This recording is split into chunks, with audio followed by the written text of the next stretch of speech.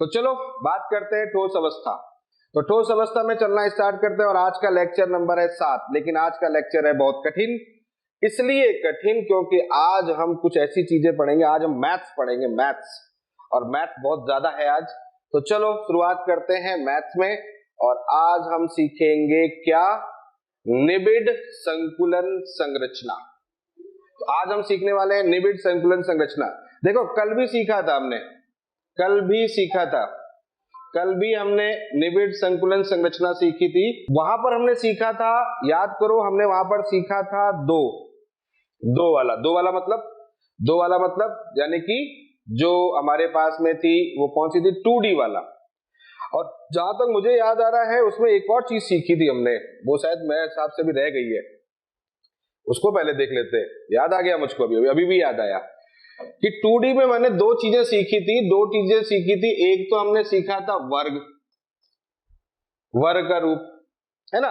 वर्ग का रूप में हमने क्या सीखा था? हमने कहा था यहाँ पर दो चीजें होंगी, एक ऐसे ऐसे ऐसे ऐसे ऐसे परमाणु रख दिया, याद आ रहा है? ऐसे ऐसे ऐसे परमाणु रख दिया।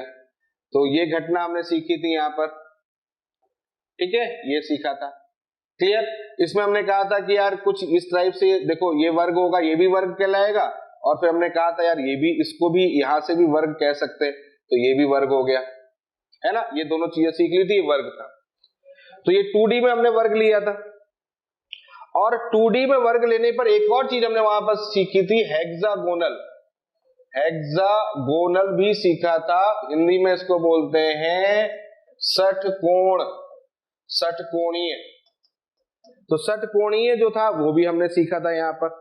अब जो षटकोणीय था उसमें क्या था? वो भी 2D की बात कर रहा हूं, 2 डायमेंशन ना, 2 डायमेंशन। तो 2 डायमेंशन कैसा था? वो कुछ ऐसे रखा था यहाँ पर, ये देखो यहाँ पर ऐसे रखा था, ठीक है, ऐसे रखा था, ये 2D था। क्लियर हो गया? यहाँ पर अपन ने इस 2D को भी सीख लिया था। अब इस 2D में और उसमें क्या डिफरेंस है वो भी देख लेते हैं एक मिनट के लिए।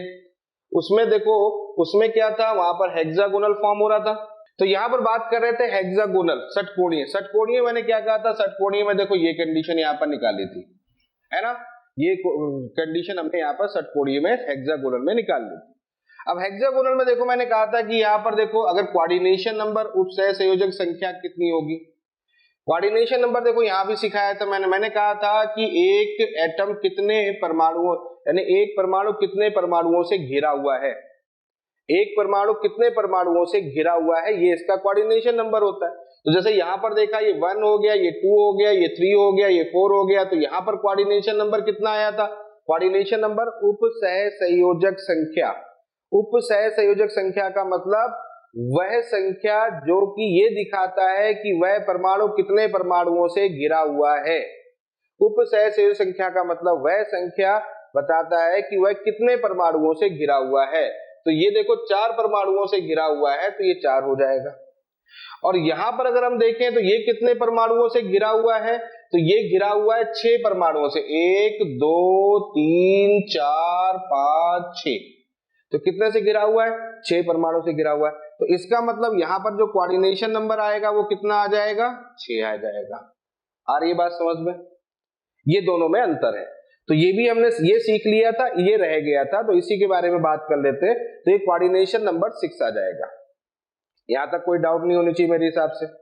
अब प्रश्न ये होता है कि इसमें अगर हम संकुलन क्षमता, गुड, वेरी गुड, 6 है। अब इसमें अगर प्रश्न है कि पैकिंग फ्रैक्शन कैसे निकालेंगे? संकुलन क्षमता, याद करो संकुलन क्षमता मैंने शायद इसके लिए भी आपको बताया था। संकुलन क्षमता का मतलब क्या था कि कितना परमाणु स्थान घेरता है उस संरचना में, कितना परमाणु स्थान घेरता है उस संरचना में, ये संकुलन क्षमता होती है। तो संकुलन क्षमता कैसे निकालते हैं? हम लिख लेते हैं परमाणु का, जो परमाणुओं या कणों का, परमाणुओं का क्षेत्रफल। मैंने आपको यही बताया था, क्योंकि ये 2D में है, और जब 2D में है तो इसको गोला नहीं मानेंगे, इसको स्फीयर नहीं मानेंगे, इसको डिस्क मान लेंगे। समझ में आ गया? दबा देंगे, पिचका देंगे उसको, तो ये डिस्क के अनुसार मानेंगे, क्योंकि ये 2D में। 3D में अगर होता तो फिर गोला मान लेते, फिर आयतन आ जाता। तो 2D में परमाणुओं का क्षेत्रफल लेना पड़ेगा, यानी कि कितने परमाणु हैं बटा जो हमारे पास संरचना है कौन सी है, हेक्सागोनल षटकोणीय, तो वहां पर आ जाएगा संरचना का क्षेत्रफल, संरचना का क्षेत्रफल। बात समझ में आ गई है? तो संरचना का क्षेत्रफल ये ऐसे निकालते हैं।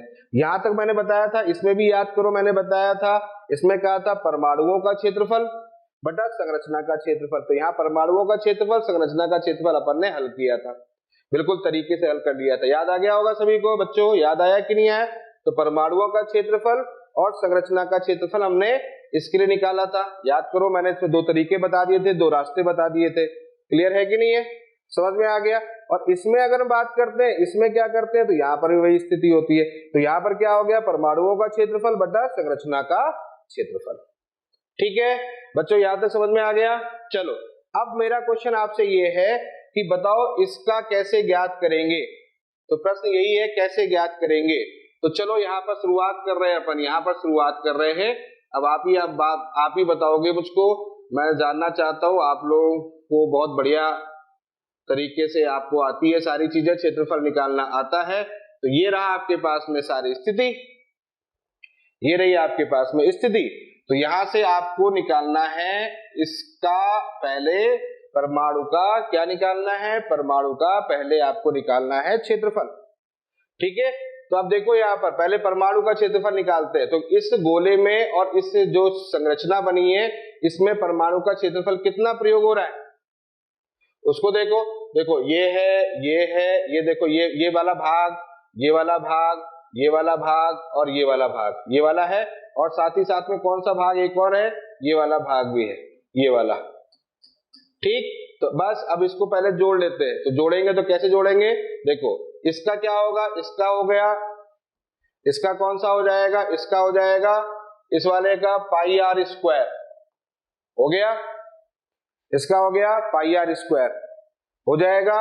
और इस वाले का कितना होगा, देखो कितना भाग है ये, अगर देखा जाए तो कितना भाग है ये, बोलो बेटा जल्दी बताओ कितना भाग है यहाँ पर, 3/4। देखो ना तो ये आधे से ज्यादा है कि नहीं है, ये इधर से ले लोगे तो ये कोण से समझ में आ रहा है, ये वाला जो भाग होगा वो कितना होगा, ये होगा 1/4 होगा कि नहीं होगा। तो ये वाला भाग देखो थोड़ा सा ज्यादा, ये कितना है, आधा। तो आधे से कम, आधे से कम और चौथाई से ज्यादा, तो कितना हो गया आपके पास में 3/4 होगा कि नहीं होगा। तो ये भाग हो जाएगा 3/4। तो कितने 6 है, 6 इंटू कितना हो जाएगा यहाँ पर, 6 इंटू कितना हो जाएगा 3 पाई आर स्क्वायर। सही कर रहे, 6 लेना है और ये कितना हो जाएगा आपके पास में π/3 ले लो, या पाई आर स्क्वायर बाई कितना हो जाएगा, इसको ले लो आप।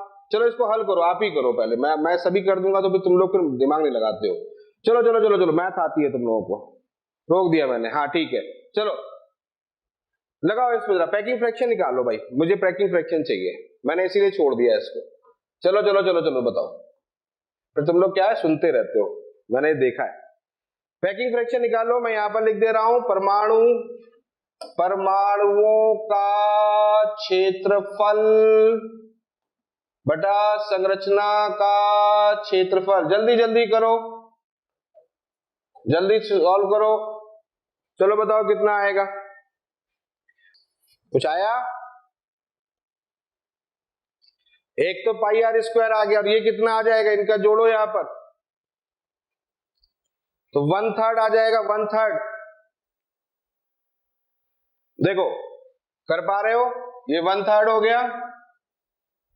तो 1/3 ले लोगे तो यहां कितना हो जाएगा आपके पास में, ये हो जाएगा पाई आर स्क्वायर बाई 3 एक का, ये वाला हिस्सा कितना आ गया पाई आर स्क्वायर बाई 3।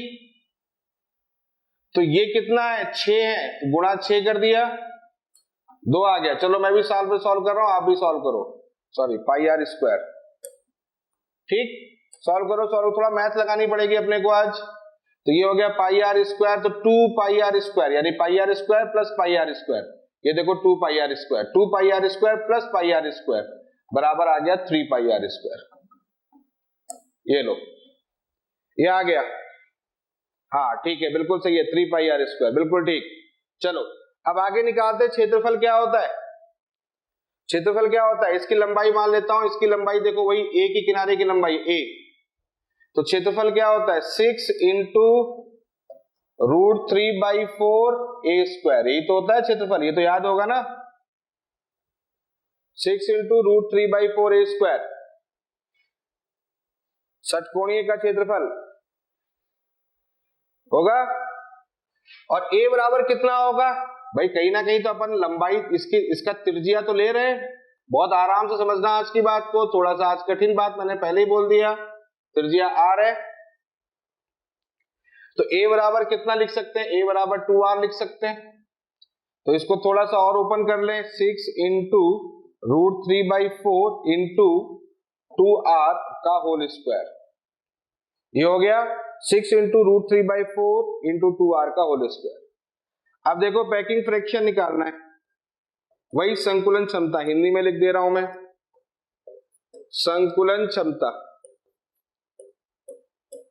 तो यहां कितना हो जाएगा, 3πr square divide by 6 into √3/4, 2 दूनी 4 r स्क्वायर, ये हो जाएगा ठीक।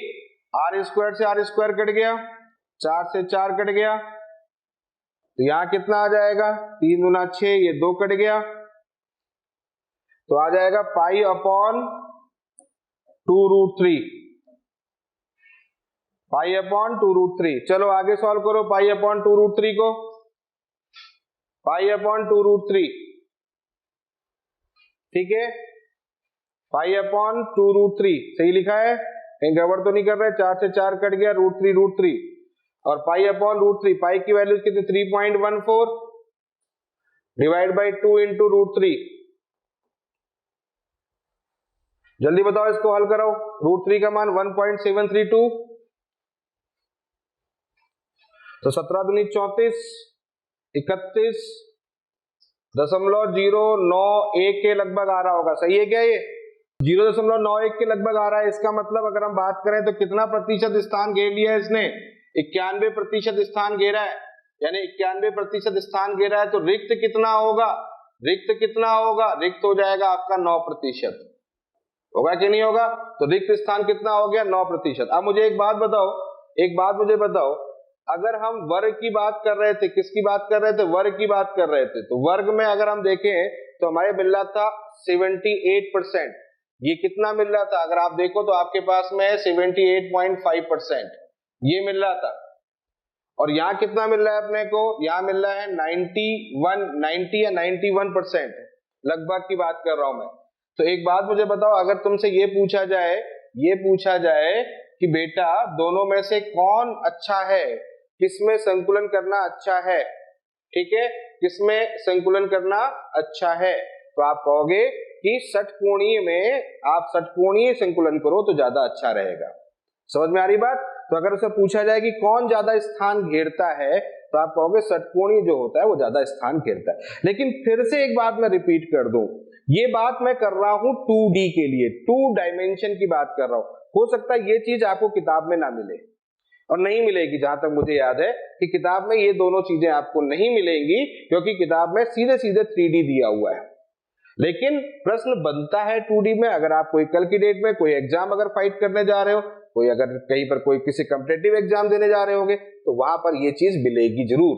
तो 2D और 3D में अंतर होता है, इस बात को ध्यान रखिएगा, ठीक है। तो ये रहा आपके पास में 2D। चलो अब मैं आपको सिखाता हूं 3D जो आपकी किताब में है, और 3D में बात करते हैं किसके लिए, 3D में हम लोग बात करते हैं 2 अरेंजमेंट पर। 3D में 2 अरेंजमेंट होते हैं, एक अरेंजमेंट होता है जिसको बोलते हैं हेक्सागोनल, इसको बोलते हैं षटकोणीय निबिड़ संकुलन। देखो यहां भी षटकोणीय है, वहां भी षटकोणीय है, अंतर बताता हूं मैं अभी आपको। ये देखो इंग्लिश में बोलते हैं हेक्सागोनल क्लोज पैकिंग, इसको बोलते हैं हेक्सागोनल क्लोज पैकिंग। क्लोज मतलब निबिड़, क्लोज मतलब निबिड़, ठीक है, निबिड़ संकुलन।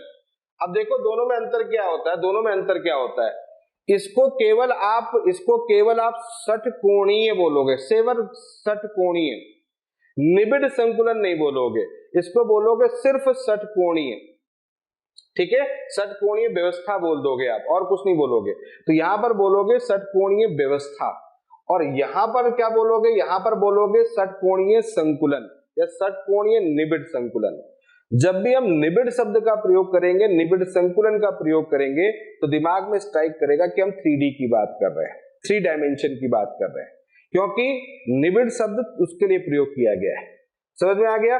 और 2D के लिए हम निबिड़ शब्द का प्रयोग नहीं करेंगे, यानी कि वहां पर हम इस शब्द की चीज नहीं लेके आएंगे, सिर्फ और सिर्फ संरचना बोलेंगे। जैसे वहां पर वर्ग वाला लिया है तो वर्ग संरचना बोलोगे केवल, ठीक है, वर्ग संरचना बोलोगे, वर्ग व्यवस्था बोल दोगे, निबिड़ नहीं बोलोगे। अब समझ में आ गया, ये दोनों में डिफरेंस है, इसको दिमाग में रखना, नंबर 1 बात। अब चलते हैं अगली बात पर। तो यहां पर है षटकोणीय निबिड़ संकुलन। तो षटकोणीय निबिड़ संकुलन को क्या बोलते हैं? देखो एक शब्द यहां पर यूज होता है जिसको बोलते हैं ए बी ए बी प्रकार, या फिर शॉर्ट में बोलते हैं HCP। बहुत गौर से सुनिएगा, आज बहुत कठिन चीज बताने वाला हूं मैं आपको। कठिन इसलिए क्योंकि ये चीज अभी आपके पास में क्लियर नहीं होती है, बहुत से लोगों को क्लियर नहीं होती, इसलिए कठिन है, लेकिन है सरल। देखो HCP षटकोणीय निबिड़ संकुलन, इंग्लिश में बोलते हैं हेक्सागोनल क्लोज पैकिंग, और शब्द करते हैं HCP। देखो बेटा HCP कहीं दिख जाए तो इसको 3D में बोलना, 2D में HCP वर्ड नहीं बोला जाएगा, 3D में HCP वर्ड बोला जाएगा, 2D में HCP वर्ड नहीं बोला जाएगा। इस बात को ध्यान रखिएगा। समझ में आ गई बात? चलो अब यहां लिखा है AB टाइप क्या होता है, तो सुनो AB टाइप क्या होता है। देखो ए का मतलब होता है ए परत, ए प्रकार की कोई परत है, ए प्रकार की कोई परत है, ए परत। फिर उसके ऊपर दूसरी बी परत, बी प्रकार की कोई परत है जो अलग है। फिर उसके ऊपर ए परत, उसके ऊपर ए की परत, फिर इसके ऊपर जगह नहीं तो मैं नीचे बना लेता हूं। फिर यहां पर आ गया बी परत, फिर आ गया ए परत। मतलब कहने का ये है बच्चा कि पहले ए परत, फिर उसके ऊपर बी परत, फिर उसके ऊपर ए परत, फिर उसके ऊपर बी परत, फिर उसके ऊपर ए परत। मतलब परत के ऊपर परत के ऊपर परत, लेकिन जो परतें हैं उनकी व्यवस्थाएं अलग अलग हैं। यानी यहां पर जो एक व्यवस्था है वो उसके उल्टा अपोजिट बी व्यवस्था होगी, ठीक। फिर उसके ऊपर जो होगा वो समान व्यवस्था होगी, यानी कि पहली परत और तीसरी परत की व्यवस्था समान होगी, पहली परत और तीसरी परत की व्यवस्था समान होगी, ठीक है। उसी प्रकार से दूसरी परत और चौथी परत की व्यवस्था समान होगी। ऐसा अगर कहीं पर होता है, ऐसा अगर कहीं पर होता है तो उसको बोलते हैं षटकोणीय निबिड़ संकुलन। परत की बात चल रही है। अब इसको कैसे समझ सकते हैं? देखो परतों को कैसे समझ सकते हैं, तो मैं थोड़ा सा आइडिया बता रहा हूं आपको, एक आइडिया देखो आप। देखो मान लेता हूं सपोज दैट ये एक परत है, ये एक परत है। अब इस परत के ऊपर हमने क्या कर दिया, एक दूसरी परत रख दी। देखो परमाणु, देखो ऐसे रख दिया हमने, देखो ऐसे रख दी। बेटा ये 3D में है, इस बात को ध्यान रखना। 3D में, 3D समझ गए ना, 3 डायमेंशन, मतलब जमीन पर यूं भी बिछे हुए हैं, यूं भी बिछे हैं, और ऊपर वो रखे भी है, एक के ऊपर एक के ऊपर एक रखे भी है, मतलब ऐसे ऐसे और ऐसे तीनों जगह पर चल रहा है। तो हर जगह परमाणु ही परमाणु है, हर जगह परमाणु फैले हुए हैं, ऐसे जमीन पर भी फैले हुए हैं, इधर भी फैले हुए हैं, और उसके ऊपर बॉल के ऊपर यानी कि परमाणु के ऊपर परमाणु भी रखे हुए हैं। समझ में आ रही बात? इस चीज को ध्यान रखिएगा। चलो तो ये हमने बना दी। देखो मान लेता हूं ये हमारे पास में ए है, ये बी है। अब फिर इसके ऊपर जाओगे तो फिर ए मिल जाएगा, तो फिर देखो ऐसे मिलेगा, ये देखो ए ऐसे मिल जाएगा। तो ये देखो समान हो गए, ये समान हो गए, लाल लाल समान हो गए। फिर उसके ऊपर जाओगे तो फिर काले काले बना दिए, देखो मैंने फिर काले काले बना दिए। आ गया समझ में? तो ये देखो ये परत और ये परत समान हो गई, ये परत ये समान हो गई, ठीक है। इसके केंद्र मिल गए, जिसके केंद्र ऊपर नीचे मिल जाएंगे वो परतें समान हो जाएंगी, जिनके केंद्र नहीं मिलेंगे वो परतें अलग अलग होंगी। फिर इन्हीं परतों को मिला दिया जाएगा तो वहां पर कौन सी संरचना आएगी? षटकोणीय संरचना आएगी, जिसको शॉर्ट में हम लोग क्या बोलते हैं? HCP। यहां तक समझ में आ गया सभी को बच्चों? यहां तक क्लियर हो गया? यहां तक किसी को कोई डाउट नहीं है ना? यहां तक समझ में आ गया? चलो अब हम आपको एक चीज दिखाते हैं। यहां तक समझ गए ना? AB रूप समझ गए? बोलो बच्चों। 2D 3D का अंतर समझ में आ गया है ना? गुड, सबको समझ में आ रहा है? बहुत अच्छा, सबको समझ में आ गया कि मैं क्या समझा रहा था? ओके, अब देखो मैं तुम्हें, अभी तो मैं समझा रहा था और अब मैं तुम्हें दिखाता हूं। देखो दिखाता हूं, क्या दिखाने वाला हूं वो समझो। मैं इसको सब मिटा दे रहा हूं, सब मिटा दे रहा हूं, सब मिटा दिया मैंने। मिट जा भाई मिट जा, ये मिट गया, जादू। देखो सब लोग इधर ध्यान रखना, कहीं और मत देखना, इधर देखना, स्क्रीन पर देखना। चलो स्क्रीन पर देखो, नंबर 1 एक परत, एक परत, इमेजिन करो, इमेजिन करो सब लोग, सब यही देखना, एक परत, दूसरी परत, तीसरी परत, देखो ये देखो, ये वाले फिर से रिपीट कर रहा हूं, एक परत, ठीक है। ऐसे जमीन पे ऐसे यूं रखा हुआ है, ऐसे समझना है, यूं रखा हुआ है, यूं नहीं है। बोर्ड खड़ा है तो ये भी खड़ा है, जब बोर्ड पड़ा होता है तो ये भी पड़ा होता है, ऊपर से देखते तो ऐसा होता है, लेकिन इधर से देखो आप, एक परत देखो, एक परत देखो ऐसी है ना, इस प्रकार की संरचना है। तो दूसरी परत देखो, उससे कहीं मैच नहीं कर रही, बिल्कुल अलग है, जो गड्ढे हैं उनके बीच में रखी हुई है, बी परत। अब देखो अगली जो परत आएगी वो इसी लाल के ऊपर आएगी, इसी लाल के ऊपर आएगी, देखो लाल के ऊपर आ जाएगी, पीले कलर की परत 3 इसके ऊपर, यानी कि पहली परत, नीचे जो लाल परत और ये पीली परत एक जैसी है, ठीक है। फिर उसके बाद ये देखो एक और परत आ गई, मतलब जो बीच वाली थी और ये परत देखो ये समान हो गई ना, देखे क्लियर, समझ में आ गया, यहां तक समझ में आ गया। चलो यहां से देखो, यहां से देखो, अब सामने से देखो, ये हमने ऐसे देखा, ऊपर से देखा, ऐसे मान के चलो, अब अपन सामने से देखें, आप वहां बैठे हो, सामने से देखो, सामने से देखो, आप कैसे दिखेगा आपको, एक परत दिख गई आपको, देखो अरेंजमेंट देखो कैसा अरेंजमेंट है, इस टाइप का अरेंजमेंट है। फिर देखो इसके ऊपर दूसरा अरेंजमेंट है, देखो कहीं से भी इसका केंद्र नहीं मिल रहा, कहीं भी केंद्र, ऊपर वाले परमाणु का नीचे वाले परमाणु के साथ केंद्र मिल ही नहीं रहा। सबको समझ में आ रहा है, ठीक है। ये रहा दूसरा, नंबर 2।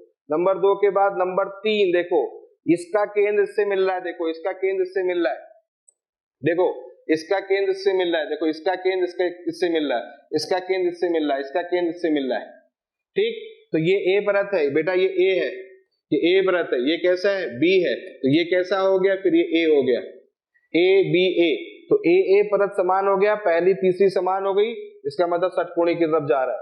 चलो ये हो गया आपका चौथी परत, मिला दिया, ये परत और ये परत देखो समान है, ये देखो बी परत है, ये दोनों समान है, ये समान है, ये समान है, क्लियर। और अब देखो जादू होने वाला है, ये देखो अब जादू होगा, ये आ गया, ये है संरचना, ये है संरचना। तो आप देखो जरा गौर से, क्या ये संरचना षटकोणीय संरचना दिख रही है, देखो जरा, देखो जरा, क्या षटकोणीय संरचना दिख रही है, सोच के देखो। हमने क्या किया, परमाणुओं को आपस में जोड़ दिया, परमाणुओं को ऊपर वाली परतों को नीचे वाली परतों को जोड़ दिया, जोड़ दिया, तो देखो ये षटकोणीय संरचना दिख रही है, ये देखो षटकोणीय संरचना है, ये षटकोणीय, ये देखो ये षटकोणीय संरचना दिख रही है, ये देखो ये और ये बीच में परमाणु दिख रहा है, ठीक। 3 परमाणु बीच में दिख रहे हैं, ये देखो 3 बीच में दिख रहे हैं, और ये देखो ऐसा दिख रहा है, ऐसा ऐसा ऐसा ऐसा, ये देखो नीचे दिख रहा है, दिख रहा होगा मेरे हिसाब से। इन परमाणुओं को केंद्रों को जोड़ दो तो षटकोणीय संरचना दिखेगी, षटकोणीय संरचना, यही षटकोणीय संरचना। आप देखो इसमें एक, ये जो नीचे वाला है ये ए है, ये ए सतह था, ठीक। अब बी सतह ये है बेटा, ये वाला बी सतह है, इसको अगर गौर से और थोड़ा सा मैं इसको बढ़िया तरीके से दिखा देता हूं, चलो ये देखो, ये 3 परमाणु दिख रहे हैं यहाँ पर, ये 3 परमाणु दिख रहे हैं बीच में, तो ये हो गया अपना बी। एक मिनट, ठीक है। तो यहां पर मैं आपको जो दिखा रहा हूं वो देखो, ये है अपने पास में, ये वाला, तो ये हो गया अपने पास में बी, ये बी है, क्लियर, ये बी है, और ये फिर कौन सा हो गया, ये ए हो गया, देखो ये ए हो गया, तो ए बी HCP, बोलो समझ में आ गया बच्चों, सबको समझ में आ गया, ठीक है। तो हेक्सागोनल समझ में आ गया कि हेक्सागोनल षटकोणीय होता कैसे है। तो षटकोणीय संरचना अगर बनाते हैं तो कैसे बनाते हैं षटकोणीय संरचना, षटकोणीय संरचना ऐसे बनाते हैं, यूं बनाते हैं, यूं बनाते हैं, यूं बनाते हैं, ठीक है। एक मिनट, स्पेस नहीं है मेरे पास, थोड़ा सा स्पेस का इंतजाम करना पड़ेगा मुझको, देखता हूं, हाँ चलो यहां पर देख लो। तो षटकोणीय संरचना बनाए हैं तो षटकोणीय संरचना कैसे बनेगी, देखो ये है षटकोणीय संरचना, ये षटकोणीय संरचना, और ये षटकोणीय संरचना, ठीक है। 2 षटकोणीय संरचना ऊपर नीचे रहेंगी, 2 षटकोणीय संरचना नीचे रहेंगी, क्या हो गया, कहां गया, कहां हो बेटा, कहां हो, इधर हो, हाँ। तो ये देखो, ये दूसरी षटकोणीय संरचना, ये हो गया, ठीक। अब इसमें क्या करना, देखो ये लाइन इस टाइप की लगी होती, लाइन का मतलब ये एक दूसरे के तल पर है, ये लाइन का मतलब ये होता है, जुड़े हुए नहीं होते, ये लाइन का मतलब एक तल पर है, ये दिखाना चाहते हैं बस, और कुछ नहीं, इस लाइन का कोई खास मतलब नहीं होता। ये ऊपर वाली षटकोणीय संरचना। अच्छा, अब षटकोणीय संरचना में परमाणु कैसे होंगे, परमाणु कैसे होंगे, देखो परमाणु ऐसे होंगे, ऐसे रखे होंगे यूं करके। ये देखो सारे कोने में परमाणु, मेरा परमाणु छोटा बड़ा हो सकता है, ठीक है, क्योंकि मेरी जो आर्ट है बहुत गंदी थी, इसीलिए मैंने मैथ ली थी, नहीं तो मैं बायो लेता, मेरा बायो फेवरेट सब्जेक्ट था, हाईएस्ट में बायो, सबसे ज्यादा नंबर मेरे बायो में थे, लेकिन डी मैथ क्योंकि बनाना नहीं आता था। हाँ, तो ये देखो 6 परमाणु ऐसे होंगे, यूं होंगे, थोड़ा सा और सिखा देता हूं, थोड़ा सा और सीख लो। देखो एक ये गोला, एक ये गोला, एक ये गोला, एक ये गोला, एक ये गोला, एक ये गोला, देखो ये है एक सतह, ठीक है, ये एक सतह है जिसमें ऐसे परमाणु अपने पास में हैं। अच्छा, इसमें एक बड़े कमाल की बात क्या है, पता है कमाल की बात? कमाल की बात यह है कि एक परमाणु बीच में भी होता है, एक परमाणु बीच में भी होता है। अरे हेक्सागोनल होता है नहीं, तभी तो हेक्सागोनल बना, हेक्सागोनल के लिए बीच में ही परमाणु होता है, तो एक परमाणु इसके बीच में ही बनाना है अपने को। देखो अपन ने बीच में बना दिया, अपन ने बीच में बना दिया, ठीक। अभी बात खत्म नहीं हुई है, अभी बात खत्म नहीं हुई है। क्यों? क्योंकि ये सतह कौन सी है, ये ए है, ये सतह कौन सी है, ए है। बी कहां है भाई? बी भी तो होना चाहिए, बीच में बी भी तो आएगा, तो बी कहां है वो देखना है। देखो बी कहां होता है, मैं दिखाता हूं बी कहां है। बी है यहां, बी है यहां, ये है बी। बी कैसा होता है ये दिखाता हूं, देखो बी में 3 परमाणु ऐसे होंगे, यूं होंगे, यूं, ये 3 परमाणु ऐसे होंगे, ऐसे होंगे, ऐसे होंगे। ये देखो बच्चों, बी में 3 परमाणु ऐसे होंगे, यानी कि बीच में आपके पास में बी ऐसा है जो बीच में फंसा हुआ है। अब ये खड़ा नहीं है, ये खड़ा नहीं है, ये पड़ा है, मतलब ये जो सतह है, ये सतह यूं है। फिर से रिपीट कर रहा हूं, ऐसे सतह नहीं है, ये बनाया जरूर अपन ने ऐसे है कि एक के ऊपर एक के ऊपर एक ऐसे बनाया, लेकिन ये ऐसे नहीं है। इसको इमेजिन करो, इसको हाथ में चिपकाओ, यूं करके हाथ में चिपकाओ, हाथ में चिपका के यूं कर दो इसको, ठीक। तो ये हो गया आपका हेक्सागोनल संरचना। फिर उसके ऊपर 3 ये वाले इसके ऊपर चिपका दो, ऊपर रख दोगे, 3 रख दिए, ठीक। फिर इसको चिपकाओ, फिर इसके ऊपर रख दो, तो एक ये हेक्सागोनल संरचना, फिर बीच में त्रिकोणीय संरचना, फिर हेक्सागोनल संरचना, फिर त्रिकोणीय संरचना, फिर हेक्सागोनल संरचना, बस ये है। और 2 सतह के बीच में आप लाइन, 2 सतह के बीच को देख लो, ए और ए, 2 ए को देख लो, तो अपने आप ही आपको षटकोणीय संरचना दिख जाएगी। अब समझ गए बात को? बोलो बच्चों, सबको समझ में आ गया? हेक्सागोनल समझ में आ गया, दिमाग में बिल्कुल छाप गया कि हाँ भैया ऐसा ही होता है हेक्सागोनल, ठीक है, हाँ गुड। अगर समझ में आ गया तो फिर अब आगे बिल्कुल एक और चीज बताने जा रहा हूं। तो ये रही हेक्सागोनल। अब मुझे एक बात बताओ, हेक्सागोनल के लिए अगर मैं आपसे पूछूं कि Z इफेक्टिव यानी कि एक एक कोष्ठिका में परमाणुओं की संख्या कितनी होती है, एक एक कोष्ठिका में परमाणुओं की संख्या कितनी होती है, अगर आपसे ये पूछा जाए तो जवाब होता है आंसर 6। सीखा होगा आपने, पढ़ भी चुके आप लोग, 6। लेकिन 6 कैसे होता है ये भी तो जानना जरूरी है। चलो दिखाता हूं मैं आपको 6 कैसे होता है। सोचो, देखो आपके पास में हेक्सागोनल संरचना है, ये मैंने ऊपर की सतह बनाई है, ऐसे ही सतह नीचे की ओर भी है, ये नीचे की ओर सतह भी है। मुझे एक बात बताओ कि कोना, ये कोना है ना, ये कोने हैं, ये कोना है, ये कोना है, ये कोना है, ये कोना है, ये कोना है, सभी कोने हैं, क्लियर, ये सभी कोने। तो हेक्सागोनल में कोने कितने होते हैं, कोने कितने होते हैं, कोने होते हैं हेक्सागोनल में कितने, एक सतह पर होते हैं 6, यानी ऊपर वाले कोने हो गए 6, नीचे वाले कोने हो गए 6, तो टोटल तो होते हैं 12। टोटल हेक्सागोनल में जो कोने होते हैं वो होते हैं 12, ऊपर नीचे जोड़ के हेक्सागोनल तो ऊपर नीचे, मतलब ऊपरी सतह नीचे सतह जोड़ के ऐसे बोल रहा हूं। वैसे तो हेक्सागोनल में 6 कोने होते हैं, वो तो मुझे ही पता है 6 कोने होते हैं, लेकिन अगर हम यहाँ बात करें तो सतह अगर देखें तो कितनी है, ऊपरी सतह में अगर हमें 6 परमाणु ऐसे दिख रहे हैं तो नीचे भी 6 परमाणु दिख रहे हैं।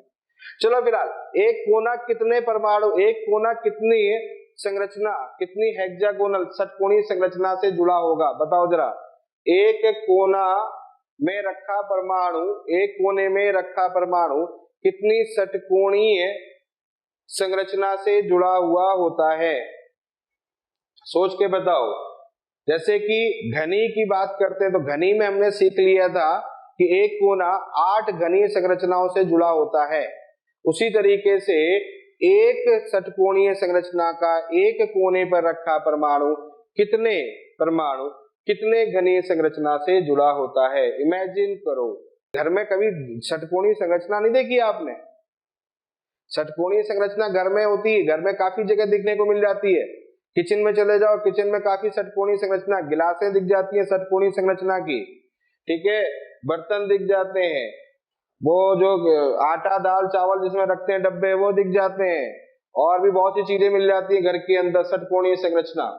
षटकोणीय संरचना में जो एक कोना होता है वह 6 घनीय संरचनाओं से 6 षटकोणीय संरचनाओं से जुड़ा होता है। 6 इमेजिन करो, ये देखो, ये देख लो, ये मान लेते हैं ये कोना है मेरा, ये कोना है, ये है कोना। इधर देखो सब लोग, मान लेते हैं ये कोना है, ये कोना है, ये बाहर वाला कोना ऐसे है, देखो यूं है, यूं ऐसे मैंने यूं लिया, ये उंगली मैंने इस पर चिपका दी, ये उंगली मैंने इधर चिपका दी, ये उंगली मैंने इधर चिपका दी, ये उंगली चिपकाई मैंने, और परमाणुओं को ये परमाणुओं को चिपका के मैं लेके आ गया। तो समझ लो एक ये गोला, एक ये गोला, एक ये गोला, ये तीनों कोने वाले हो गए। अब देखो इसमें अगर हम देखें षटकोणीय संरचना को जोड़ेंगे, देखो एक षटकोणीय संरचना यहां से जुड़ेगी, इधर से यूं करके जुड़ेगी, ठीक, एक षटकोणीय संरचना इधर जुड़ेगी, इमेजिन करना एक षटकोणीय संरचना यूं जुड़ेगी, तो इससे ये परमाणु जो होगा ये देखो शेयर करेगा। एक षटकोणीय संरचना इधर जुड़ेगी तो इससे भी ये परमाणु जो होगा ये टच करेगा, शेयर करेगा। तो एक तो खुद का था पहले वाला, एक ये हो गया 2, एक ये हो गया 3 हो गया, लेकिन इसके ऊपर भी तो एक रखोगे, इसके ऊपर रखोगे तो ये परमाणु यानी ये परमाणु और ये संरचना फिर से टच कर रही है, शेयर करेगा, यानी ये परमाणु ऊपर वाली संरचना से भी टच करेगा। फिर जो तुमने इधर रखा था इसके ऊपर भी तो एक रख सकते हो, तो उसका भी जो वो जो होगा वहां पर उसकी भी शेयरिंग इसी परमाणु से होगी, और इसको जो यहाँ रखा था इसके ऊपर भी रख सकते हो। अब समझ में आ गया होगा सबको, क्लियर हो गया होगा, इमेजिन कर गए होगे आप। इसका मतलब कितना हो गया, 6 हो गया। तो अब एक बात मुझे बताओ, यानी कि ये जो है वो 6 HCP संरचनाओं के साथ में साझेदारी करता है, तो फिर इस परमाणु की इस घनीय संरचना में साझेदारी कितनी होगी? तो इस परमाणु की सर समझ में नहीं आया बेटा, षटकोणीय संरचना दिमाग में रखो, डमरू देखा है, डमरू षटकोणीय संरचना होती है। ऐसे मान के चलो कि उसमें कटिंग ऐसे टाइप की हो, ये देखो षटकोणी, अच्छा चलो ऐसे देख लो षटकोणीय संरचना, बेंजीन टाइप का देखा है आपने, देखो इसको अगर यहां जोड़ोगे तो ये एक षटकोणीय संरचना आएगा, देखो ये आया। तो मैं कह रहा हूं कि ये परमाणु कितने परमाणुओं से मैच करेगा, एक ये कर गया, एक ये कर गया, देखो ये कर गया है ना, ये कर गया, तो 1 2 3 ये हो गए, तो ये 3 से कर गया, और 3 इसके ऊपर भी तो रखे होंगे, कमरे के ऊपर कमरा, घनीय संरचना याद आ गया होगा, वही चीज यहां पर भी 3 इसके ऊपर भी तो रखे होंगे। तो कुल मिलाकर ये कितने से मिल गया, 3 तो एक सतह पर मिल गया और 3 ऊपर वाले के साथ भी तो टच कर गया, तो कितने हो गए टोटल 6। यही चीज सिखाई थी मैंने, समझ में आ गई बात, क्लियर है, यहां तक समझ में आ रही बात? तो ये चीज हमने आपको सिखाई थी, ठीक है, तो ऐसे भी समझ सकते हो आप। तो चलो अब मैं आपको बता रहा हूं साझेदारी कितनी हो रही है वो देख लो आप। तो साझेदारी की बात करते हैं तो यहां पर देखो ये 6 है, 6 से मैच कर रहा है, तो एक की साझेदारी कितनी होगी, 1/6 हो जाएगी, 1/6 सबकी साझेदारी कितनी हो जाएगी, 1/6। पहले कितनी थी, देखो जैसे घनी की बात करते हैं तो घनी में कितने होते हैं 8, तो साझेदारी कितनी होती है 8 की, और एक में कितनी होगी 1/8, तो घन यहाँ 1/8 हो जाएगी। तो यहाँ क्या होगा, षटकोणीय में अगर बात करेंगे तो कितना होगा 1/6। अब एक गोले की एक घनी संरचना में साझेदारी होगी 1/6। तो गोले कितने होते हैं जो कि गोले कितने होते हैं जो कि षटकोणीय के कोनों को प्रदर्शित करता है। तो देखो कितने हो रहे हैं, 1 2 3 4 5 6, ऊपर वाले 6 6, ये देखो 6 हो गया, 7 8 9 10 11 12, 6 ऊपर 6 नीचे 12, वेरी गुड। तो 12 ये हो गए, मतलब 6 ऊपर और 6 नीचे, तो 12 हो गए। तो चलो पहले तो अपन ने यहां ले लिया 12 गुणा कितना ले लिया, 1/6, ये ले लिया हमने कौन सा हिसाब किताब, कोनों का, कोनों का, ये हिसाब किताब कोनों का ले लिया। जैसे कर रहे थे वहां पर 8 गुणा 1/8 कर रहे थे ना, वैसे यहाँ 12 गुणा 1/6 कर देंगे। तो ये रहा अपने कोनों का हिसाब किताब। ये बात खत्म नहीं हुई है, बात अभी बाकी है, आगे चलो नेक्स्ट। अब ये भी तो बीच में बैठा हुआ एक भाई साहब है, जो बीच में गोले बना के बैठ गए, ये भी तो एक भाई साहब है, इनका क्या, ये वाले ये वाले ये वाले, ये भी तो बैठे हुए हैं, ये भी तो है, एक यहाँ है एक यहाँ है। ये क्या होगा, ये होगा फलक में, इसको हम बोलते हैं फलक केंद्र। क्या बोलते हैं इसको, फलक केंद्र, फलक केंद्र।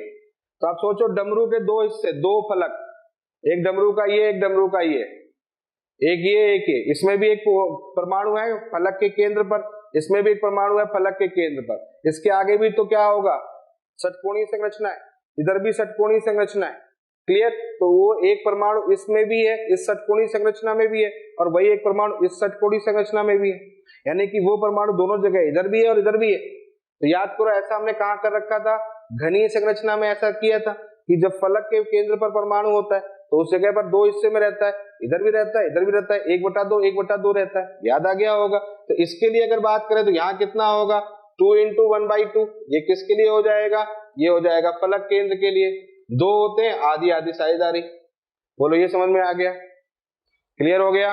तो ये रहा आपके पास में 2 × 1/2, क्लियर, यहां तक बात समझ में आ गई है। नेक्स्ट तीसरी बात सुन लो, अब तीसरी बात सुन लो।